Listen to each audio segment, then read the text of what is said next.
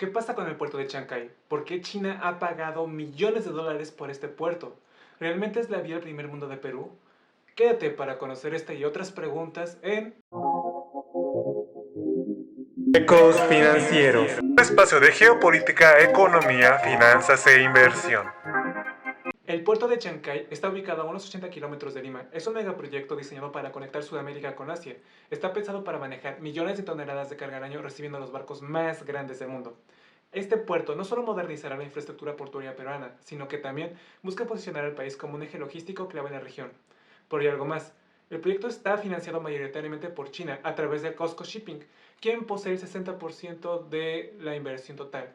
Con una inversión que va a totalizar los 3.500 millones de dólares, Chancay va a reducir el tiempo de tránsito entre Asia y la costa sudamericana de 35 a 25 días, lo cual es una ventaja competitiva importante, porque pues ya saben, entre menos días viajando en alta mar, menor cantidad de combustible van a estar pagando y en este momento el combustible está bastante caro. Sin embargo, a pesar de que el gobierno peruano puede estar dándose palmaditas en la espalda por tener un puerto de última generación, por modernizar sus comunicaciones, por incrementar su nivel de exportaciones, pocos están preguntando en Perú ¿por qué China pagó tanto por esto? Y es que China ha establecido en los últimos años algo que se conoce como la diplomacia de chequera o la diplomacia del sugar daddy, donde prácticamente China paga todo lo que requiere un gobierno en cuestión a cambio de unos contratos bastante opacos en los que se establecen cláusulas muy poco favorables para los países que les están firmando. ¿Cuáles son los objetivos de China en los últimos años? Bueno, en primer lugar está ampliar su influencia global.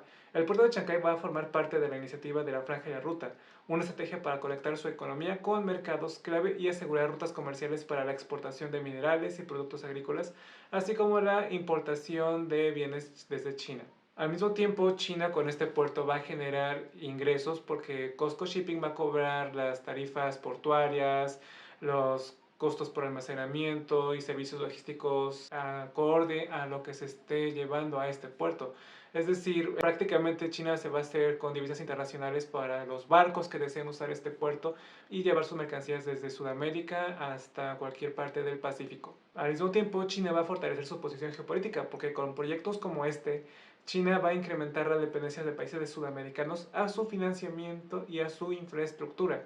Recuerden que si realmente Perú hubiera podido hacer este proyecto con su propio dinero, lo habría hecho. Sin embargo, tuvo que hacer no solamente uso de capital chino, sino también de tecnología china para poder llevar a cabo un proyecto de semejante envergadura. Ahora, no es que Perú no vaya a ganar nada al respecto. Perú va a tener una serie de ventajas logísticas porque va a tener una infraestructura moderna que va a facilitar el comercio con el exterior, va a poder hacer exportaciones de manera preferencial hacia el resto del mundo, va a poder hacer una generación de empleos e inversiones complementarias, aunque ya les digo yo que de acuerdo a lo que ha ocurrido en otros países, como por ejemplo las inversiones en África, los chinos suelen contratar mayoritariamente personal chino para las vacantes más técnicas y especializadas y a mano de obra local para cuestiones más, ¿cómo decirlo?, mundanas, como por ejemplo la limpieza. Por otra parte, va a tener un mayor posicionamiento comercial porque Perú va a tener un mayor atractivo para negocios internacionales. Muchas más empresas al tener ahora este megapuerto en Chancay van a poder dar salida a sus productos de manera más fácil en un menor tiempo. Por lo tanto, Perú va a ser un destino para la inversión extranjera directa. Al mismo tiempo van a tener ciertos ingresos fiscales por las ganancias provenientes de dar esta concesión a COSCO Shipping para el uso de este puerto. Sin embargo, y nuevamente, no es la primera vez que China realiza esta clase de inversiones en un gobierno con serios problemas para llevar a cabo inversiones clave de gran envergadura en sus propias naciones. Para entender el impacto de las inversiones chinas podemos mirar a África, donde proyectos similares han generado resultados mixtos. Entre las cosas que ha generado la inversión china en estos países es la dependencia financiera. Países como Sri Lanka han perdido activos estratégicos al no poder pagar sus deudas con este país.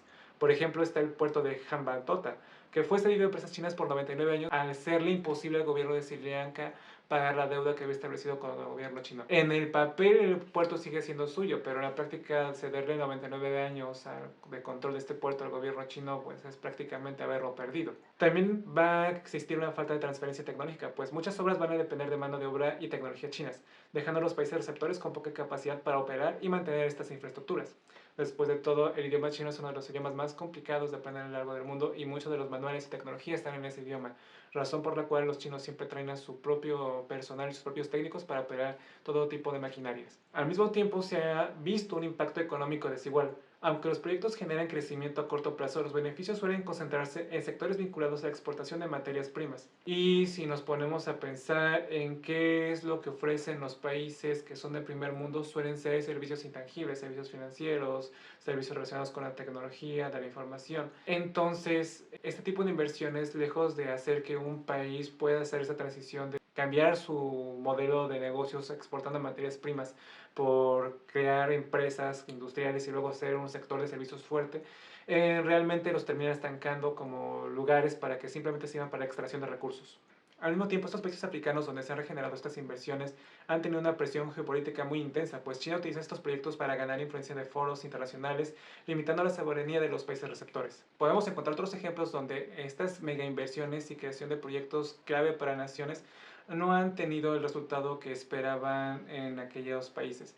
Por ejemplo, el ferrocarril Mombasa-Nairobi, que se encuentra en Kenia, tuvo una inversión de 3.200 millones de dólares que fue hecha entre el gobierno de Kenia y China Road and Bridge Corporation. El plazo de pago fue de 15 años con un periodo de gracia de 5 años y pues al final de cuentas sí se crearon ciertos empleos, pero la mayoría de los empleos con mejores ingresos fueron para el personal chino, porque la mayoría de los técnicos e ingenieros que poseía el gobierno de Kenia no eran suficientemente capacitados como para poder operar este ferrocarril.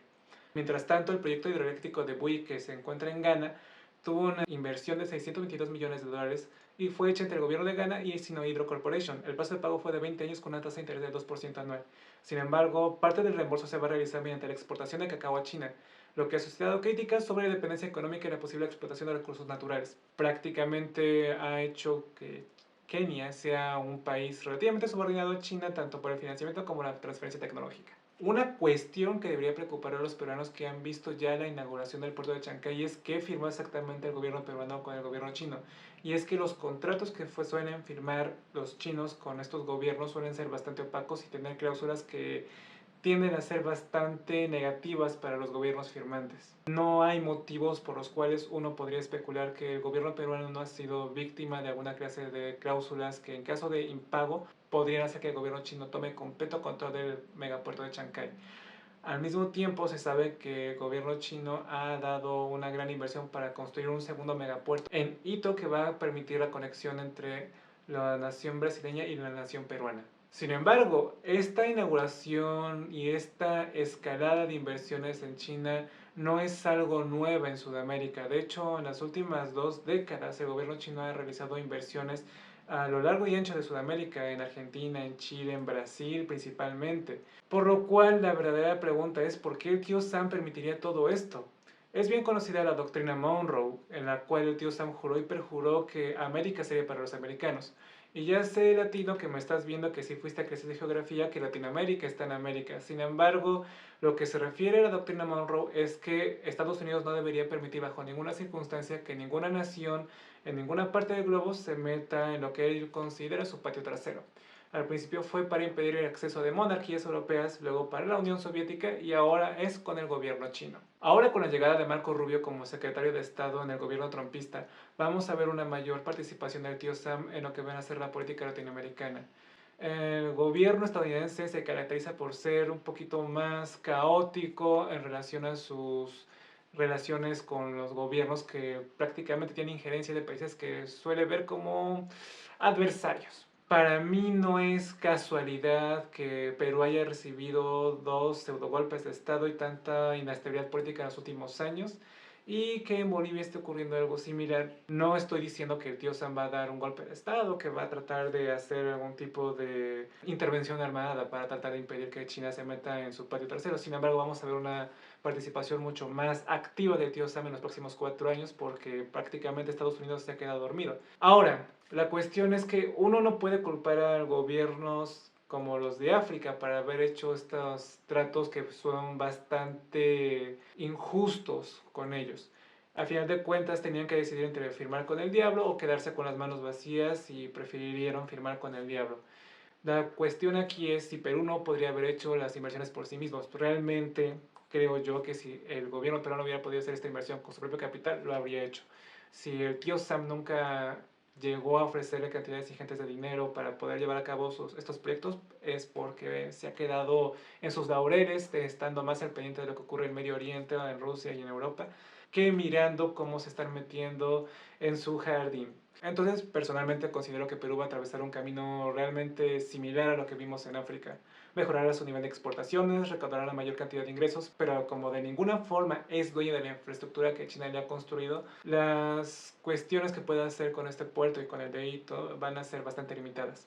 En todo caso, el modus operandi es exactamente igual que otorgar a una empresa minera la concesión para la extracción y explotación de minerales. Ellos solo cobrarán la fracción del volumen de ingresos que China espera recibir.